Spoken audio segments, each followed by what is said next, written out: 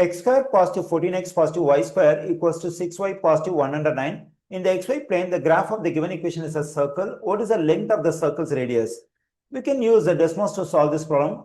Okay, first let me get the graph of the given equation. That is a circle. Let me type the given equation in Desmos. X square positive 14x positive y square equals to 6y positive 109. Here I have the circle in Desmos. Now let me draw the diameter of the circle over here. Let me draw an horizontal line from the left hand to the right hand.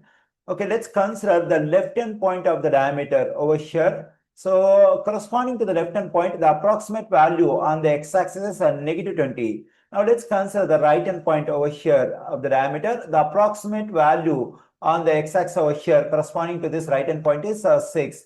Now to get the diameter, we have to find the distance from this negative 20 to this positive 6. We know that from negative 20 to origin over here, the distance is 20. From origin to this 6 is just 6 units. Now to get the diameter, we have to add these two values, 20 and 6. So 26 is the approximate length of diameter. Okay, now to get the approximate radius, what we need to do is we have to divide this diameter by 2. Then I'm getting 13. So the radius of the given circle is about 13.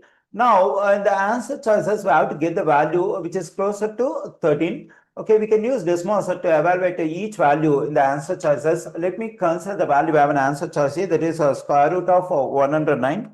Okay, that is equal to 10.44, but we have to get the value closer to 13. Okay, now let me consider the value in answer choice B, that is 149. That is 12.2. No, it's not correct. Let me consider the value in answer choice C, 167. Its values are 12.922. It's very close to 13. Okay, anyways, we can get the value of, we can get the value that we have in answer choice D, that is square root of 341. That is 18.466. So the value we have in answer choice C, that is square root of 167, is close to 13. The length of the circle's radius is square root of 167. The correct answer choice for this question is C.